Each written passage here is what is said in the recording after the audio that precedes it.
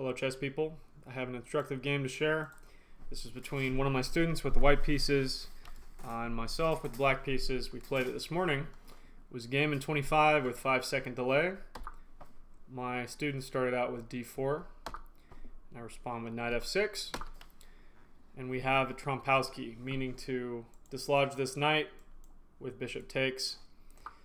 e6 is a way to defend the knight. Queen defends the knight, right? There's also h6, takes. We could see that. We could see d5, takes. We could see, we could see g6, takes or not, right? Lots of options here, but e6, just staying solid, letting the bishop out to go wherever it may want to go. Opponent continues, knight f3, and I play a Queen's Indian setup with b6, hoping to fianchetto the bishop on this long diagonal. e4 is definitely possible here, which basically heavily favors h6 for black here. And, well, takes. Now we're here, he's got two center pawns. This is fine and dandy. But instead, a little more conservative, e3, defending the center here. Nice solid structure. Bishop b7, as discussed, taking that long diagonal. Knight b to d2. Okay, very conservative move here. We could play c4, grab some more space, but there's nothing wrong with knight b d2, not at all. What now? Well, I decide to break with c5. If d takes, then the bishop can take. But he does not take. He plays c3. So I take. And he takes. Now we each have this open c file. Out goes the bishop, getting ready to castle. Bishop d3. Solid development. Everything is in a good spot. We have an open file. Makes sense. Out goes the knight to a natural square. Castles. And grab that file, right? So now we're both fighting over this file. Very good. Possible prophylactic move earlier would have been a3 to prevent the knight coming in here, targeting the bishop, but we'll get to that. Castles.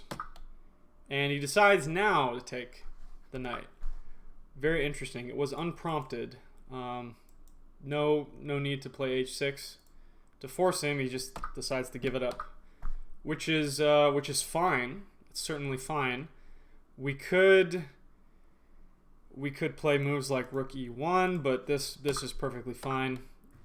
Clearly he intended to give up the bishop from the start, playing the Trompowsky, and we have a fairly equal position here. Knight e4, meaning to eliminate my bishop pair. Well, I don't want that, so back goes the bishop. Bishop e7. Okay, queen e2. Students stated that they wanted to connect the rooks, which makes sense, but this allows me a move that will favor me. Knight b4, attacking the bishop. And we actually looked at bishop c1, trying to save the bishop. Well, this is not fun. And I want you to find out why that's not fun for white. Because it looks like everything is protected, but there's a really annoying move. Bishop a6, and look, everything important is on a light square. And we got nothing, man. We got to step out of the way, and we lose an exchange, which is no fun. No fun at all. Yeah, not a good time, right? This knight can come into the game here, come back here, and we have pleasant game. So that was a possibility, but glad he didn't do that. Instead, just attacks the knight, and we trade. Okay, I have the bishop pair. Very happy. f5, apparently not a good move, but I want to expand in the center, launch an attack. I think it would have been better if I had placed a bishop along this diagonal somehow. Perhaps even put a bishop here to block up the position, but let's see what happens. Knight c3, okay. So now I kind of have an opportunity to mess up the structure here, which I'll take, doubling the pawns. Makes me very happy. And now decide, instead of something like rook f6, I want to just push these guys up. So I move the king out of the way, and my student copies me. So we've each got a very simple plan here. We're just going to battle on this file here. double question mark, exclam, all good. And now we have two open files here. Semi-open files, open file, semi-open file, which is great. In comes the queen, getting a lot of good pressure here. And I want to grab control of this square. I see this opportunity here. Okay, queen g3, queen f7. I thought that was a pretty good move, but stockfish is weird, you know.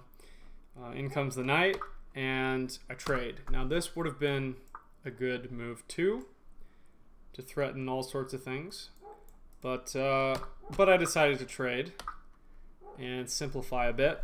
And now I probably should have done this, but I did not. I defended my pawn. But here's the game-losing move by white, and we need to find out why. So let's take a minute, and we'll find out why.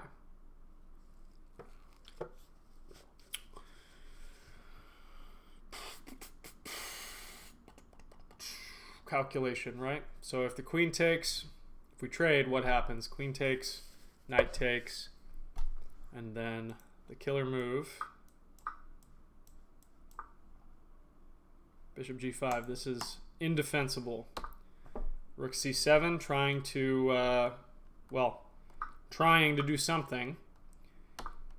Okay, target the weak pawns. And now it's just a matter of queening one of these pawns. So, bring the king to safety. In comes the white king, trying to become active. And let's go after that a4 pawn. Exchange in the center. Okay. Now I get a golden opportunity to get behind this pawn, right? So I do. And we trade. And I have this passer, and I have a dark squared bishop. This is easily winning. We just have to defend everything. This is attacked. This defends this. How do we solve that? Well, look. Boom. It works, right? F3 takes. Okay, we're liquidating. This is white's only hope here, this pawn. So let's get rid of that hope, why don't we? Okay, keeping everything solid, attacking, defending, all at the same time. And here our kings are going to become nice and intimate. Finally, we have a rook trade. Yeah, there has to be a rook trade, otherwise, well, that's not going to go well. There's got to be a rook trade. So now the plan is, let's get this pawn up here. And while he's trying to stop this, we'll gobble that up. Very simple endgame plan. And I have to put white in zugzwang to gain opposition and queen my pawn. So let's try and do that. Very, very doable. Let's gain a couple of squares first. Get parked on a dark square there. Very nice. And now there's basically nothing that white can do, unfortunately for white. So after we take the pawn, he's gonna try his best. Camp out on this light square, try and go after the bishop, but you realize if he does, he loses. So we can't have that. Can't have that at all, right? So he tries to block my king. Well, guess what? I'm gonna get there. I just will. Look, dark squares. So here I come, right? I have control of these squares, and he does not. So in comes the king. All right, this seems like it would have been seems like it would have made sense, right? But I can just do a nice waiting move here, and now he's got to go somewhere else, and I can come in, right? Okay. Oh, let's see here. So, King B2, King C4, taking away B3. And if we look at all the squares that I control, he's losing it. Okay. Key move here. Control these squares. So these are all controlled now. Okay. Still, right? Now, control more squares. He can never access the corner, right? So, in comes the bishop, and he must move away. We can gain control of the queening square, march on up, and we're A-okay. We're A-okay. Too easy. If you're curious,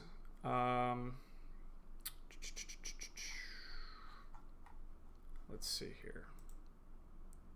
According to wonderfulchess.com, it's an 83% accuracy game for black, 77 for white, and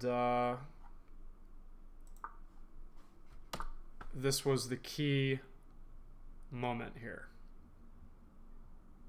Went from a dead draw to -4, which is devastating.